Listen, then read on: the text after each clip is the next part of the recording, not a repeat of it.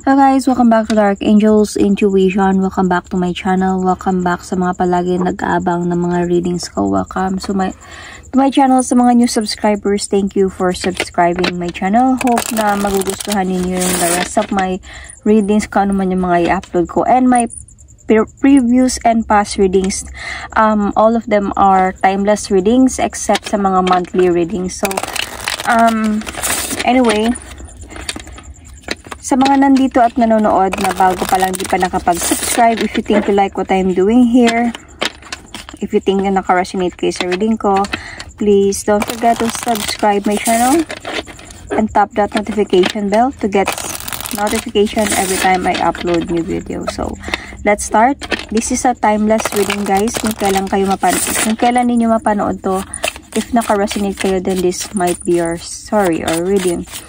Okay, so cross watchers, pwede tong sa inyo, pwede din tong sa person ninyo. Okay, put yourself in a situation kung saan kayo naka-resonate. Let's start.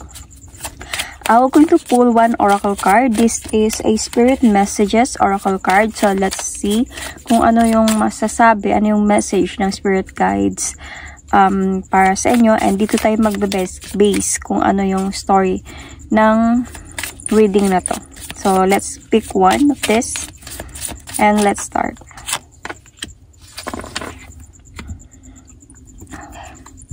Self-awareness is the key.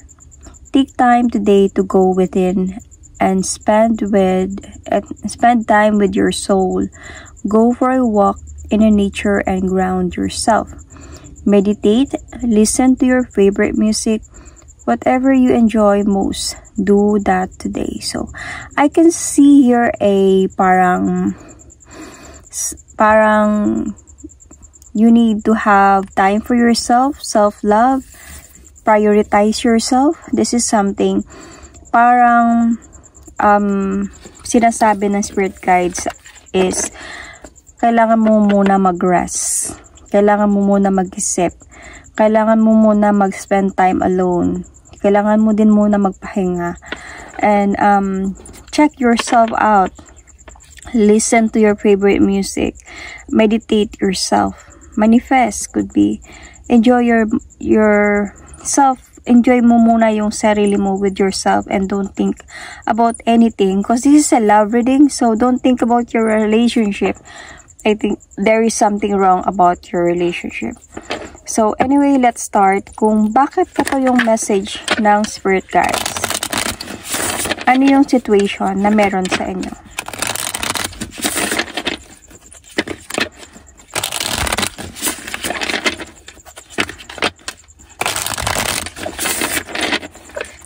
Let's see.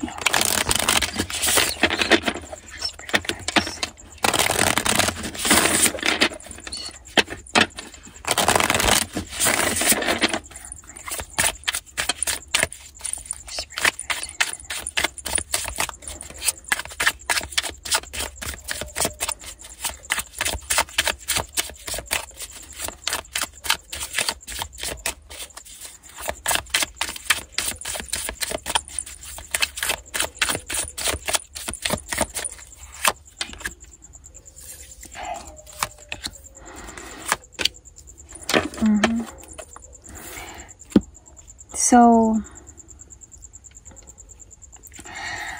okay, I can see here that you are very much focused on your relationship. Sobra kang nagfo-focus doon. Kaya siguro ito yung nasasabi sa'yo ng spirit guides na kailangan mo muna mag-relax, spend time to yourself, yeah, like be practical sa mga nangyayari. Sobra kang nakafocus sa taong mahal mo. And I think you are not talking right now. Tabi muna natin to. Kasi nag-glance ako ng baraha ko. This is my new cards and I glance it. Kaya nandyan yan. Hinayaan ko lang siya. So anyway, I think you are not talking right now. Parang there is on and off or cold situation sa inyong dalawa ng person mo. So, ang parang gustong sabihin dito ng oracle card is, mahal ka naman niya, relax ka lang, huwag ka masyadong mag-focus. Babalik din yan sa'yo, parang ganun. So, isipin mo muna yung sarili mo, be practical. Like, nurture yourself first, you know. Kasi feeling ko merong mga clarity kasi dito sa sitwasyon ninyong dalawa ng person mo. May mga clarity dito that could be another option, third party. And andun sa point na sobra kang nakafocus dito and you are very much worried about this because seems like feeling ko nagkakaroon ng lack of efforts, coldness, and you want it back again. Like, you really, merong eagerness sa'yo na you want it back again and kaya nakafocus ka masyado to fix your relationship. And ito yung sinasabi ng oracle card that you need to have self-awareness here. You need to take time, kalma. Parang kalma ka lang. If nag-ano ka, sobra kang nakikarried away sa mga nangyayari, hindi ka makapag-focus, you know, focus. So, let's see. What happened? What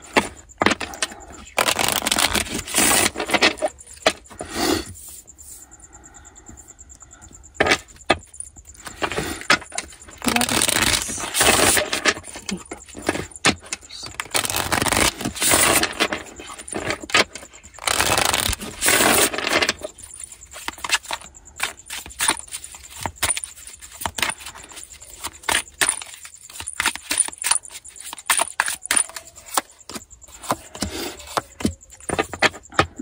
See? You are not, parang merong sleepless nights sa'yo. Hindi ka nakakatulog sa gabi. Might be promises are broken because of some clarities. And because you are not talking right now, nami-miss mo siya, naiisip mo siya. And dito ka parang hindi ka nakakapag-focus because parang feeling ko dito sa'yo, you wanted to fix the problem right away. Like, gusto mo ma-fix agad. Ayaw mo yung hindi kayo nag-uusap. Ayaw mo yung may space. Gusto mo ma-fix agad, you know. So, parang seems like your person, may mga promises siguro siya sa'yo that naiisip mo yun eh. Bakit hindi niya tinutupad yun? Bakit nag-promise ka pa at hindi mo din tinutupad? Parang ganon. So, might be yung successful relationship, future together, and nag-aaway kayo nito because of some options. So, maybe there is another woman involved or man involved in your relationship. So, you are fighting. And itong fight na to na meron sa inyo is, it seems like parang nakakapagod na. Nakakapagod na. Kaya nga sinasabi dito ng spirit guide sa iyo is, walk in the nature with yourself. Meditate. Spend time with yourself. You need to release some bad energy sa sarili mo as well. Might be nagkaroon ng ending of the situation sa inyo, ending of the cycle, nagkaroon ng changes, might be to the point na meron din sa yung guiltiness. Yeah. Kasi merong some sa atin dito, especially sa mga babae, parang if nag-aaway yung isang relationship, you know, some woman parang, or even man, are parang nakaka-feel ng guiltiness, lalo na pag hindi na sila nag-uusap. Parang, ako kaya yung may kasalanan. Kasalanan ko kaya to. Kasalanan ko talaga. Bakit ako nagreklamo? Bakit ko inaway? Kung hindi ko inaway, hindi nangyari to. Parang may mga ganong mga bagay eh. Parang, parang nasisisi mo yung sarili mo sa mga nangyari sa inyo, which is hindi naman dapat. You know, which is hindi mo naman dapat gagawin yun. Kasi, you really need to see the other perspective. You really need to see the purpose or the inner reason kung bakit nangyari yun. Hindi mo kailangan palagi sisihin yung sarili mo. Kasi, ito na yung nakikita ng spirit guide sa'yo. You are very much focused in your relationship. Hindi ka na nakakatulog sa gabi because you want to talk to this person, you want this person to move forward towards with you, na magkaayos kayo agad, na hindi na kailangan na hindi kayo nag-uusap or need some more space. And because of this, because na nagiging ganito ka, lalong lumalayo siya sa'yo. lalong mahirap mong makuha yung gusto mo sa relasyon ninyo.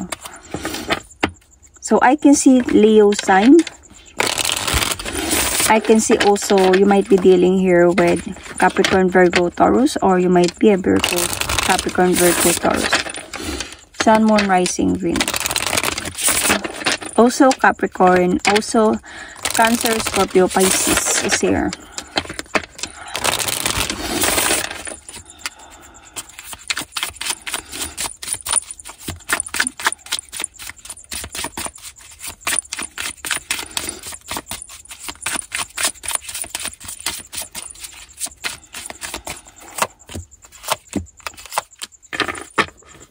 Okay.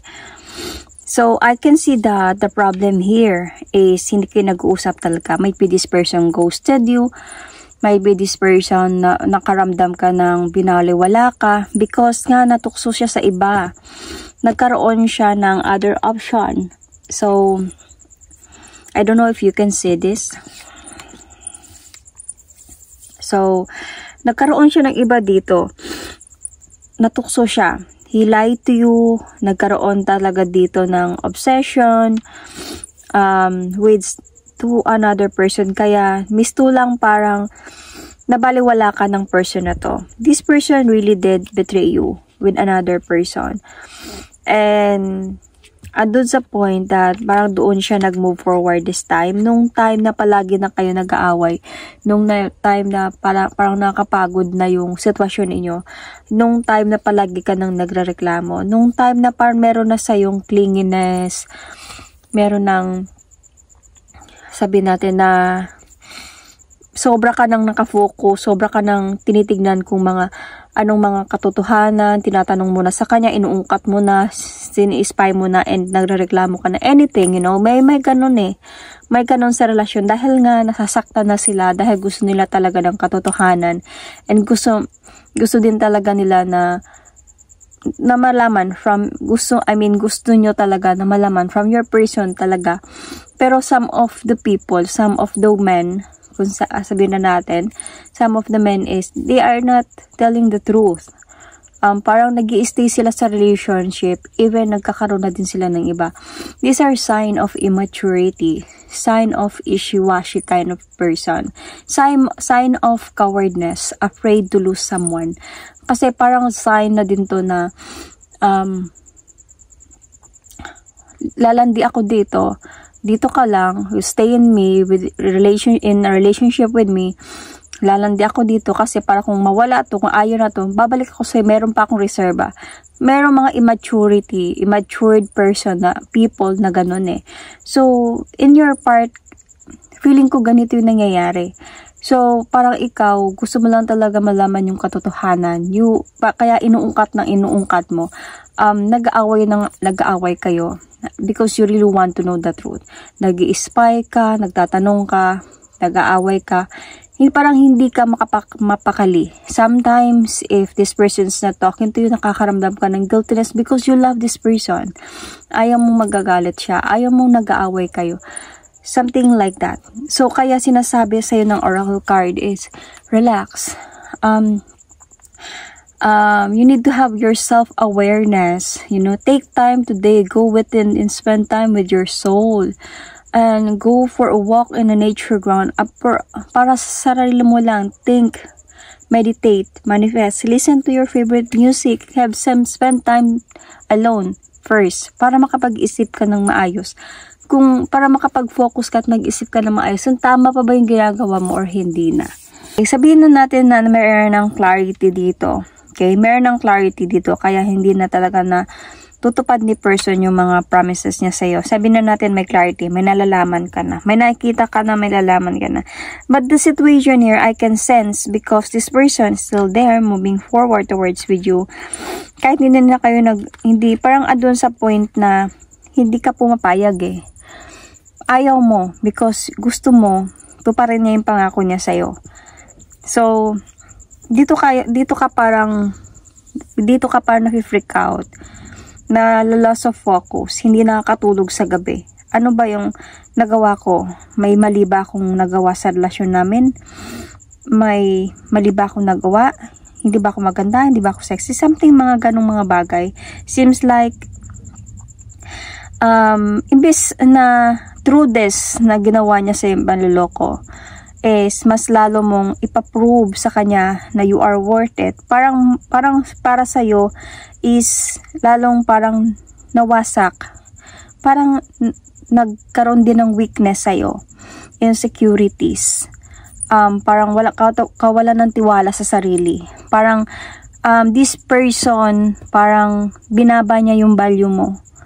Nagkaroon ka this time na parang fear of losing someone. Nagkaroon ka dito ng insecurity sa katawan mo, sa sarili mo. That you felt here that you are not worth it. Kaya nangyari to. Parang ganun mga bagay. So, kasi feeling ko this person might be really ghosted you or binaliwala ka because of another person na na-involved dito. So, let's see more.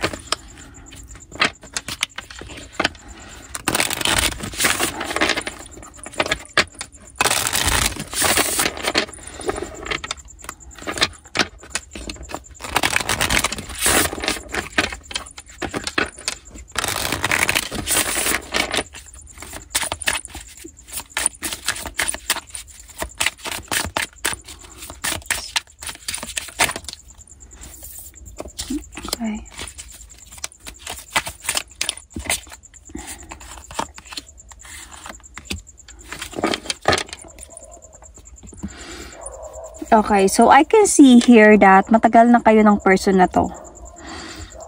Siguro meron na kayong plano na magpakasal. Kaya nga dito is yung mga plano na hindi niya natutupad sa'yo. Dito ito yung sobrang kinababahala mo or sobrang hindi mo matanggap. Kasi meron ng mga plano ng marriage nyo, matagal na kayo, dami nyo ng pinagdaanan, dami nyo ng mga pagsubok, ang dami ng, parang gusto mo ng judgment. Yun na yung kailangan mo.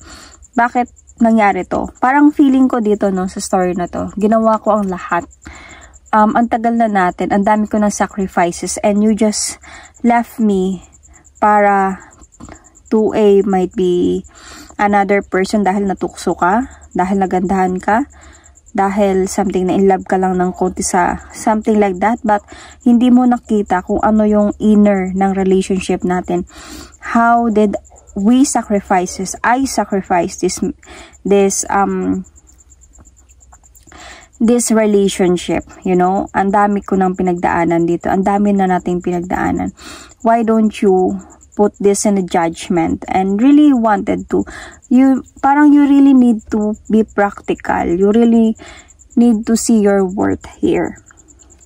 Kasi I think, bakit gusto mo talaga kasing gusto mong maayos kayong dalawa. Gusto mo kayo yung magkatuluyan, kayo yung magkaroon ng future. Yung ikaw yung pipiliin niya, matupad yung mga pangako ninyo. Ito yung gusto mo talaga na mangyari. Yung kung sakali man, mapakasal kayo. Gusto mo mangyari yon, may mga plano kayo about that. So, parang para sa'yo, seems like, bakit hindi mo natutupad to sa akin? Bakit pinili mo pang umalis at mag-move forward towards someone na mas madami tayong pinagdaanan kaysa sa inyo? Bakit ganon? Bakit pinutol mo pa yung sitwasyon? Sa kunting pag-aaway lang natin or sa pag-aaway lang natin is ganon na yung reaction mo, you know? Bakit? Why? Parang ganon. Nakapagtanong ka, hindi mo matanggap. Yun yung nakukuha ko talaga dito. Parang andun sa point na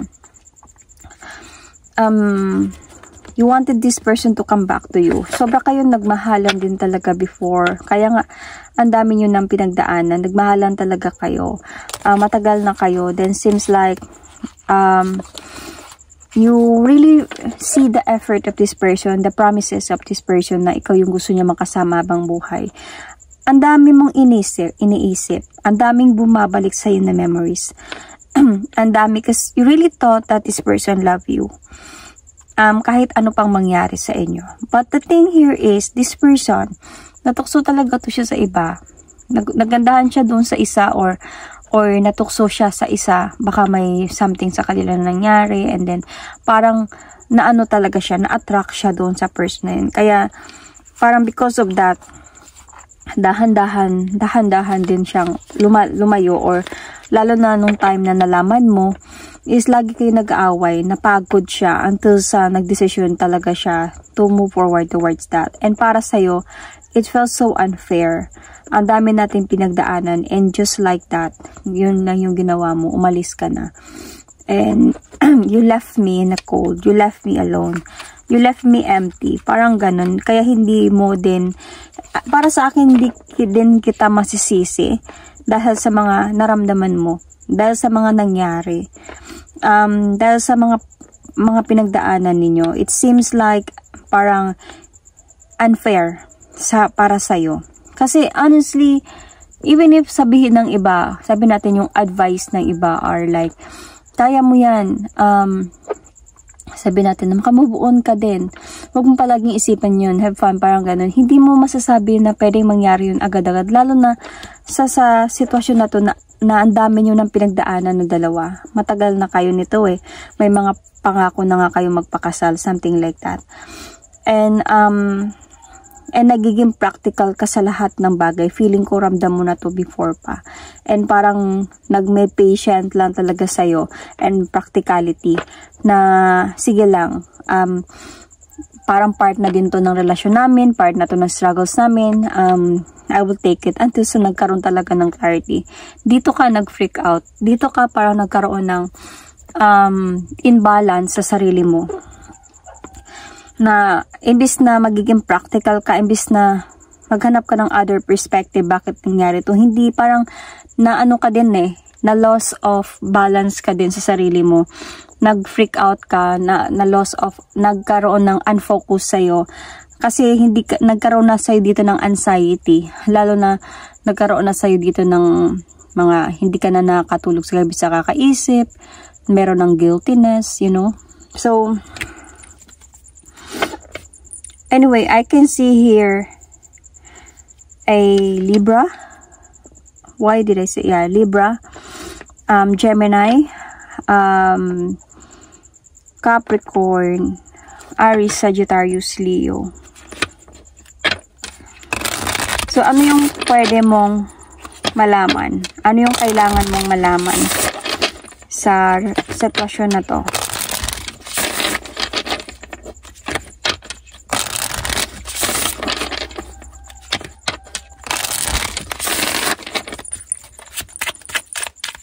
Ano yung kailangan mong malaman?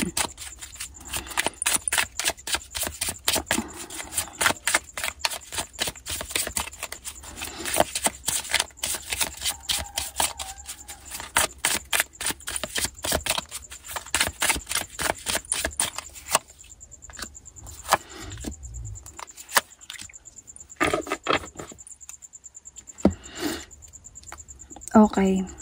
The King of Pentacles, the Death card, and the 8 of Wands, with the 3 of Wands in the bottom of the deck. So, this is the 7 of Wands. Honestly, I can see here that this person is thinking. Itong person na to seems like will still going to offer you a rebirth. Sa mga nangyayari sa inyo ngayon, itong person na to makarealize din to siya one day. About sa mistakes niya sa'yo.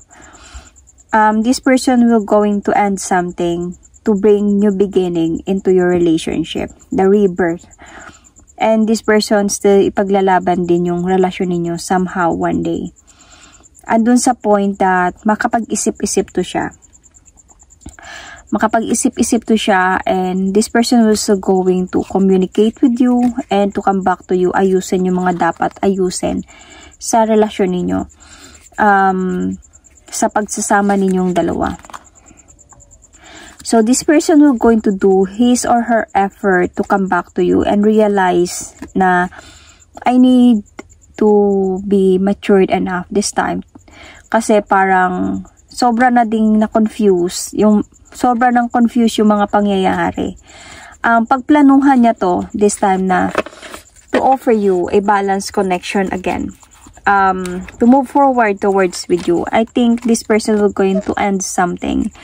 towards a new beginning with you, to fix your relationship one day. Pero darating pa talaga kayo sa point na hindi kayo mag-uusap, to the point na magso-soul searching to siya, to realize things, to find his or her right path, enlightenment, until sa ma-reach niya yung point na magkakaroon siya dito ng spiritual awakening. So, ito yung kailangan mong malaman. Pero, through this, habang nangyayari din to sa kanya, or dapat gawin mo din to sa sarili mo. With what the oracle said here na you need to have self-awareness. Okay? Kailangan mong mag-meditate somehow. Enjoy with yourself, and wag kang masyadong mag-focus into things na hindi mo carry i-control. I forgot, hindi pala ako nag-ilaw. Ngayon ko lang talaga na-realize. Kasi ko parang andilim. But anyway, you need to spend time for yourself. With yourself, sorry. Kasi itong person na to, magkakaroon din to sa kanya ng spiritual awakening.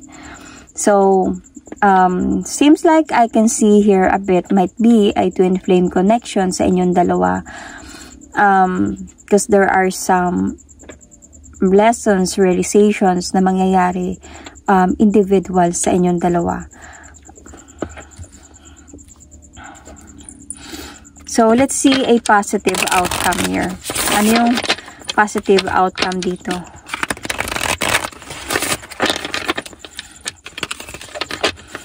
I can see Scorpio sign.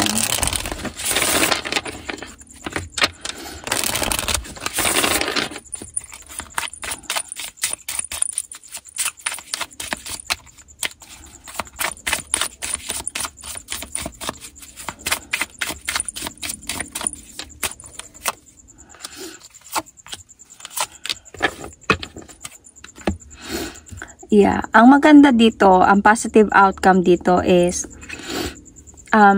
your person will still going to move forward towards with you. We're going to do the action. Alam mo yung responsibility niya, or magkakaroon ng awaken sa kanya, magkakaroon ng spirit awaken sa kanya dito na gagawin ko na yung responsibility ko sa taong ito.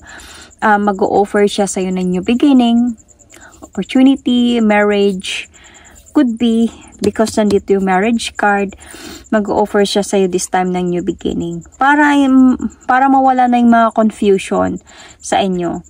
So, might be feeling ko dito, darating pa nga yung araw na magkakaroon pa sa inyo ng mga reconciliation. Pwede ding magkakaroon pa sa inyo ng parang sabi natin na makapag-usap pa talaga kayo. Confrontation, yun. Siguro magmamatigas ka this time about sa mga nangyayari. Pero this person, kasi Ace of Pentacles ang lumabas dito. So, it takes a lot of effort para makuha ka niya balik. Pero, darating yung araw in the near future na realize niya din yung worth mo. I think darating yung araw, nakadepende din sa'yo if tatanggapin mo pa siya ulit or hindi na. So, darating yung araw na siguro parang magiging strong person ka in a way dahil sa mga nagawa niya sa'yo. Dahil sa mga nagawa niyang paloloko sa'yo. Parang ito yung magsisilbing inspiration mo para makapag-move on, para makapag-move forward, para maging malakas sa sarili mo itong betrayal na nagawa niya sa'yo. So, I can see here that darating yung araw na parang andun sa point, makaka-realize ka nung how much you love this person, how much you give everything, how much you lost yourself by this person's betrayals. Parang nakita ko dito is you realize that you really need some changes in yourself through this if gagawin mo to. If you will going to follow what spirit guide said to you, na you need to have this self-awareness. Okay? So, pag magawa mo yon, magkakaroon talaga dito sa'yo ng realization sa sarili mo na, I am worth it. Worth it akong mahalin. Hindi ako dapat ginagawin nito na sinasaktan lang at binapabayaan lang at ganun-ganun lang na palitan. So, magkakaroon sa'yo dito ng changes that you are going to choose to have changes in your life. Parang hindi ako option dito.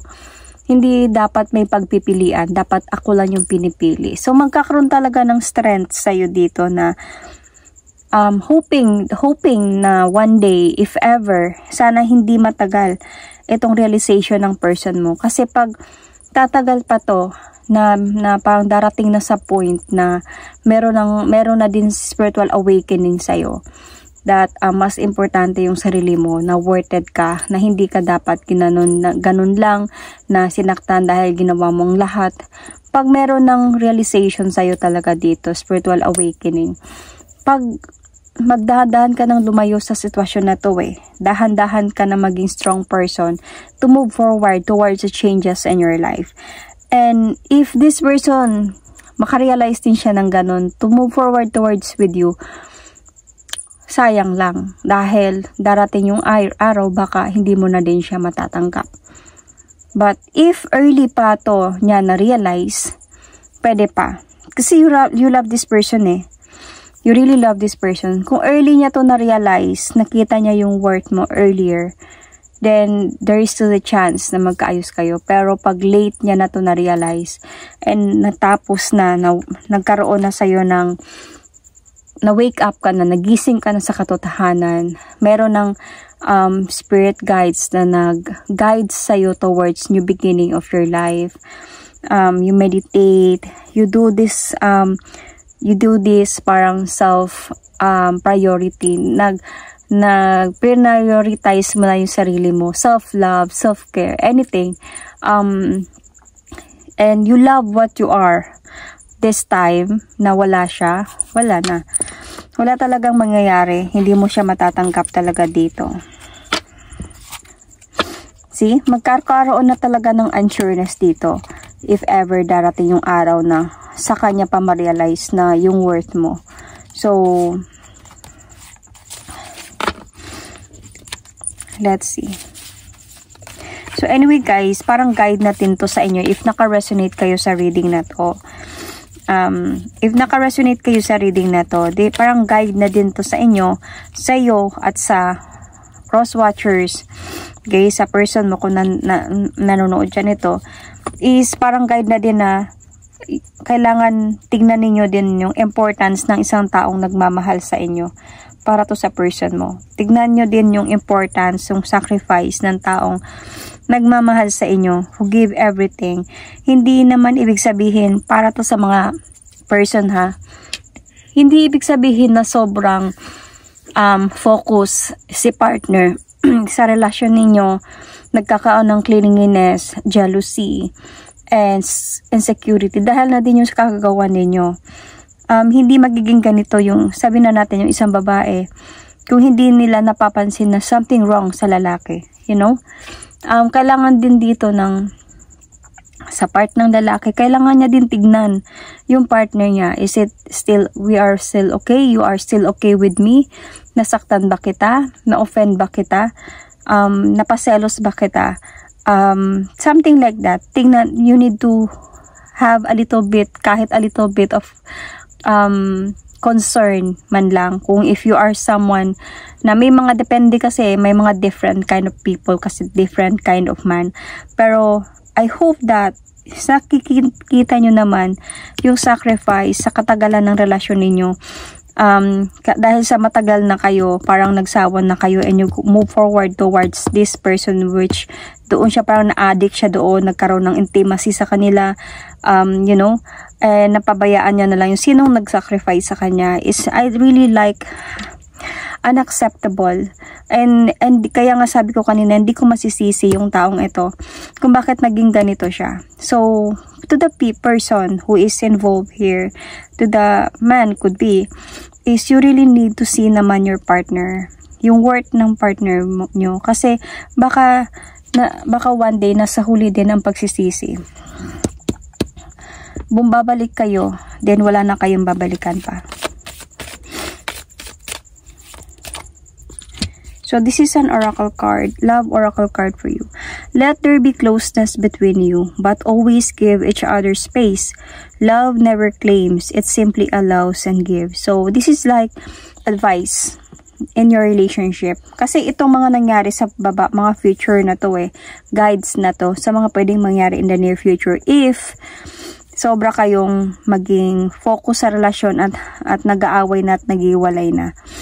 So, give each other space somehow.